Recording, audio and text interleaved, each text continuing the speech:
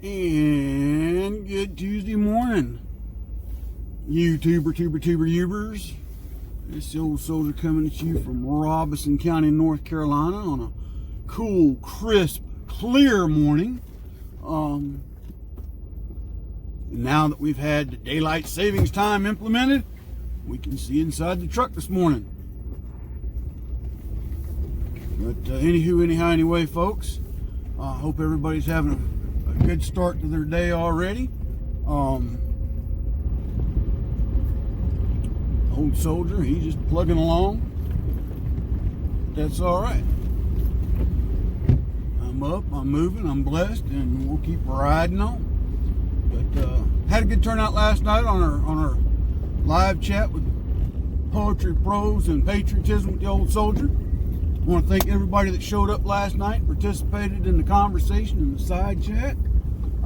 Really appreciate it, enjoyed it. Hope to see all of y'all again out there, and plus many more next Monday, because of course next Monday, as y'all know, is Veterans Day. So our next Monday event is going to be kind of special, and we're going to have multiple poems, and they're all going to be veteran and patriotic related in honor of Veterans Day. So I hope you'll mark the time on your calendar to join us that evening.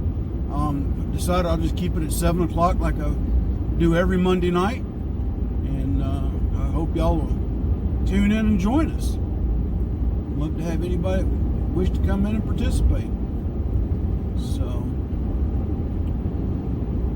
but yeah, in other news today, folks,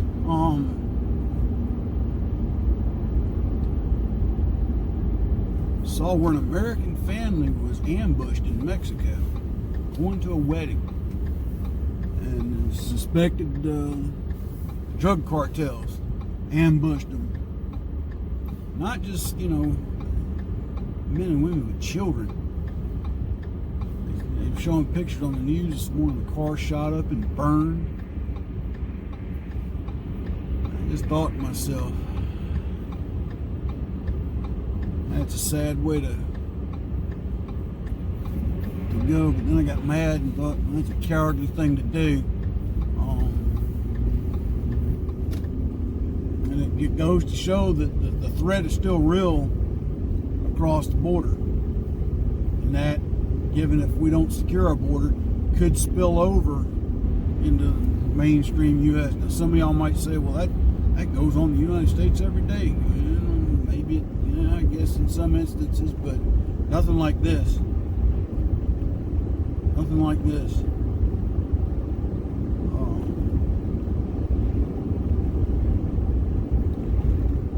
Do I fault the Mexican government for the lack of security? No.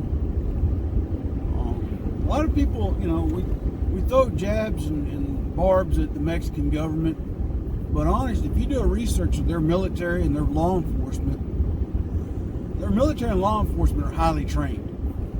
Okay. When I was on active duty, I used to see Mexican soldiers up at Fort Bragg training with our U.S. Special Forces. As far as size comparison goes, next to ours, they have the next largest Marine Corps.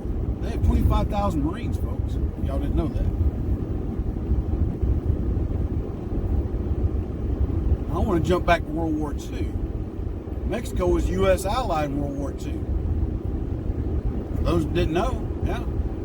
They provided, I don't know how many it was, but it was either 1 or 2 fighter squadrons that went to, I want to say it was Italy, fought the Mediterranean theater. Where am I leading to all this? We see this tragedy in the news today of an American family killed in Mexico. And the next thing people are going to say, well, where was the Mexican security, police, military, and all that? I'm telling you, folks, those guys, yeah, and we can go back to when the masses were coming across to Guatemala. They kind of caved in. They've got their hands full. They've got their hands full. And at the end of the day, when the cartel knows who you are and who your family is, sometimes those guys make decisions based, that are designed to protect their family and not the public. don't condone it. I don't condemn it. None of us know what we would do in that situation when it comes to protecting our family until that time occurs. But my suggestion would be that we need to secure our border, but also we need to step up maybe our resources into helping them shut down the cartels. If you've ever studied history, Colombia, we always, during the 80s and the 90s, you always heard about Colombia this, Colombia that. Well, we stepped up aid to Colombia and their military and their law enforcement. Don't hear a lot of stuff about Colombia anymore. I'm not saying it doesn't go on still, but you don't hear of the level of violence that once was in Colombia. So much so that a lot of expats from Colombia have moved back because now it's much more safer to live there. And part of it was stepped up aid from the U.S. I'm almost certain of it. Training with the Colombian Army. Okay. And we used to, as far as I know, we're still sending special forces teams down here to help train their military and their drug interdiction teams and the whole 9 yards. And it goes to show what can happen with a level of professional training. That's my thoughts on that one. I also saw where one of the Washington National players went to the White House. He put on a MAGA hat. Everybody's hunky-dory until the next day, and everybody's criticizing him for that. I don't know what to tell people on that. Grow up, get over it. It's just a hat. Ball player's not entitled to have a political affiliation. They can't come out and say they support the President of the United States.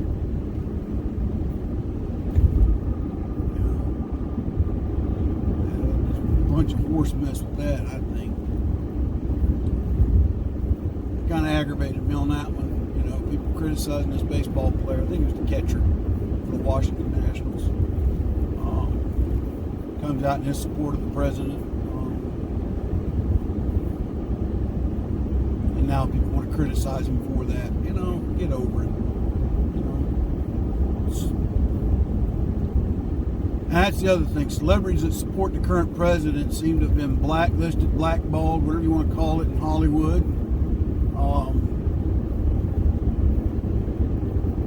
Don't think that's right. The level of violence that's perpetrated on people that support the president. The mainstream media won't cover any of these events where people who support President Trump and adamantly support President Trump that have been assaulted and beaten and spit on. Oh, no, can't do that. But the moment one right-wing loonbat, as I like to call him, who's overzealous, who just goes way out to the far extreme, that's the one that makes the news. That's the one that makes the story. My point being is there's extremes on both sides, but it seems like the left has really pushed the boundaries on what's acceptable. Again, my opinion. And if you disagree with my opinion, so be it. So you have to disagree with it. But that was one that got me. We saw that this morning as well.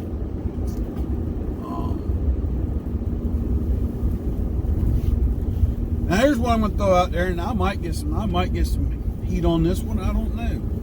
But I was recently reading in the Army Times. I went and picked up a copy of that rag the other day when I was at the commissary in PX. I haven't read it in years because the writers for the Military Times have a tendency to write a story like it's a brand new item when it's really a rehashed idea from the military. And they just don't know how to do their historical research on things. Case example, the Army's going to the new pinks and green uniform. And I read a clip of an article they wrote in the Times about it. And the writers had no clue where it came, others, the old World War II uniform, that was the first line. Something along those lines. And instead of, well, this is based off the old officer's uniform of World War II, which it is. You know, the enlisted personnel didn't wear pinks and greens in World War II. But they had no clue how to clarify that because they have no clue how to do research. So I picked it up anyway because they had this article on there about this mega base in Korea that I wanted to read about. And all the billions of dollars that we dumped into this huge Camp Humphreys, and basically have made it a miniature city in the country of Korea because the Korean government don't like GIs in Seoul. Yeah, we prop up their community, their economy, but they don't want bases near Seoul. Okay, have your Kool-Aid, South Korea. That's just the politicians in Seoul, folks, not the Korean people as a whole, I don't think. But back to this, they announced in the article that I think starting in this month or next month, that Commissary and Exchange will have 3 million new customers. Okay, where's this coming from? Anybody with a 0% or higher disability rating from the Veterans Administration and has a VA ID card can now shop at the Commissary and Exchange. And for those of my viewers that are civilians, the Exchange is like Walmart on base or on post if you're in the Army, where you get clothing, school supplies, jewelry, you name it. It's a general shopping store. Commissary is a grocery store. And for years, the Commissary and the Exchange were only reserved for active duty military, retirees and their families, and originally for the reserves and the guards, they could go at minute times of the year. I mean, they had to be on active duty orders in order to go. About the 90s, they changed that to where the Guard and Reserve could go to the Exchange unlimited, and then they got 24 commissary visits a year.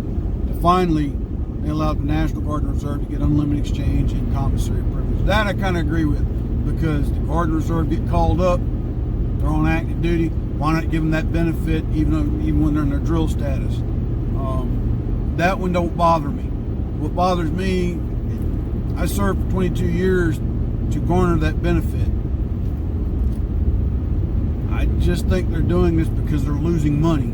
If you don't know anything about the Army Air Force exchange system, I think now they just call it the exchange because I think they're merging with, well, I don't know. There was talk at one time about merging with the Naval Exchange Service.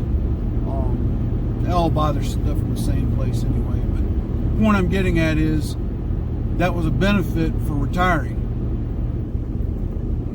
And don't get me wrong, I'm not taking away anything from anybody that has served and got a disability rating. That is not what I'm saying. Because there's the Veteran Canteen Service. Guess who they're managed by? The Exchange Service. So their line of goods is the same. The difference being is with the canteen service, you have to order on. A lot of you have to order online, or you have to visit a local VA hospital to shop at a canteen site. But at the end of the day, you're telling somebody, well, you don't even have to serve a career to get this privilege as long as you get a disability rating. And again, I'm not taking away from anybody who served and got a disability rating. That is not what I'm saying. What I'm saying is that our government, our military specifically, because the idiots they've hired to manage the commissary and exchange for so many years have done such a poor job of it, they're losing money. To me, this is their way of saying, well, this is how we can boost our profits. We'll offer this benefit. That's my perception of it. Why? Because the Army Exchange Service over the last 20, 25 years basically priced themselves out of business. Yeah, I'm just calling it the way I see it. When I first went in the Army, you could go to the Exchange and get a lot of things dirt cheap. And they were good stuff. They were good quality products. They were just cheap. And somewhere along the way, they started buying all this really, really high-end stuff that, you know, the average private and specialist could not really afford. And slowly over the years, the prices have climbed. And then clothing sales, I want to mention that because that's run by the Exchange Service. Clothing sales, in a lot of ways, has become a joke. And I'm going to tell you why I think that. You go in there to look for uniform items. Yeah, I'm retired, but as a retiree, I can still buy dress uniform items for my dress uniform, to include a new dress uniform if I want to. But when you go in there now, there's wall upon wall of knives, different kind of gloves, knee pads, elbow pads, survival gear, and I'm like, all that ought to be just carried in the exchange. You know, the purpose of clothing sales originally was a place where soldiers would go and purchase uniforms and uniform needs. You know, ribbons, brass, shoes, socks, t-shirts, underwear that went with the uniform. And now you go in there, and it just amazes me the amount of junk that clothing sales carries that don't need to be in there. But again, because now they're carrying it and they're part of the exchange service, they got to turn a profit. Well, if you're carrying a $150 knife on the wall that really, if someone buys it and you take it and you think they're going to go to the field and the first sergeant says, take that knife off. You don't need that on your web gear or your LB or your IBA. You're not authorized to have a sheath knife.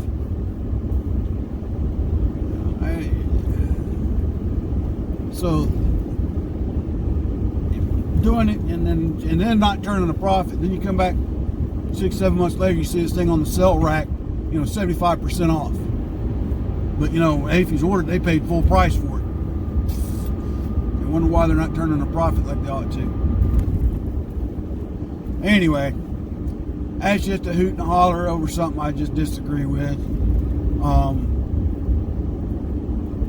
And if you're a veteran and fall in that category, again, I'm not taking away from your service. If they offer you this benefit, take it and run with it.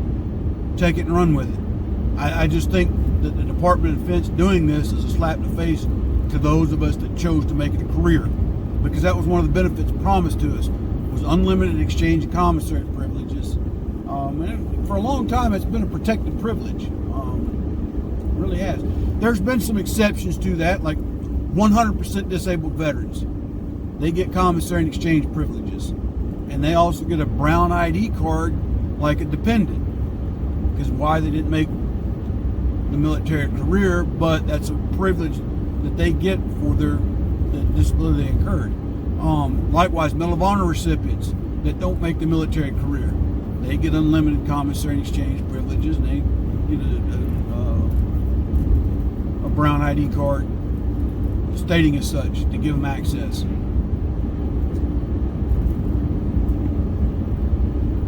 But if an authorized user's homebound, they can get basically an authorized representative to go to the commissary and PX for them. They get a special ID card allowing that. Those are some exceptions, or have been some exceptions. Because what's going to happen next, I got a feeling the writing's on the wall. Well, what we're going to start doing now is we're going to start letting veterans use military health care when they can't get health care at the VA. Because I think eventually what they want to do is they want to do like a lot of some of the European nations, where veterans health care is tied to the military health care system.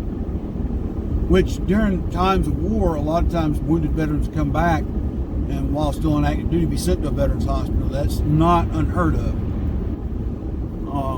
The problem that I've got with that is that a lot of your active military bases don't always have the specialties they need to treat the soldiers they have there, and they have to send them out to civilian doctors for specialty care. Case in example, when I had my neck surgery in 2005, Fort Bragg at the time had no neurosurgeon, and because of the cost of travel and all this other mess, they didn't want to send me to Walter Reed. So I got referred to a surgeon in Pinehurst, North Carolina, and it was paid for by TRICARE, which I was fine with. That's where I kind of go with this healthcare thing, because see, on active duty military installation, healthcare is not only just for the active duty service members, but they also treat the dependents and a population of the retiree population. I've chosen not to really use Fort Bragg for that anymore. One, because of the distance of the drive, and two, dealing with TRICARE and all they want their cake and eat it too issues. You know, they like to change things when it benefits them, but not the end user, i.e. myself and my family. So I use a civilian provider, and it takes TRICARE. That's my other concern. You know, that was another benefit promised to me, was free health care for a career.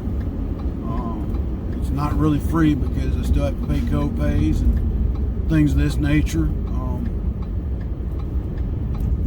But as far as veterans health care goes, I think what they need to do is abolish the VA clinic system. Keep the VA hospitals, but abolish the clinics. Give every veteran that gets a service-connected disability rate in a card. They can take you anywhere they want to go, and that doctor has to send the bill to the VA, and the VA just has to pay it. That's my opinion on that.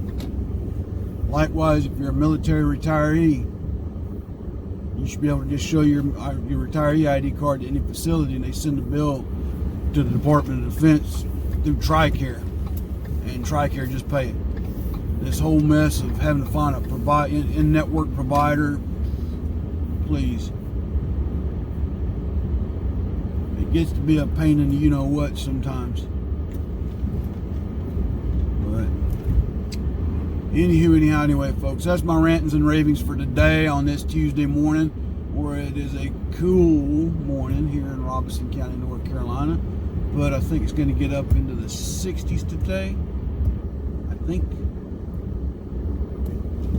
Somewhere along the ballpark.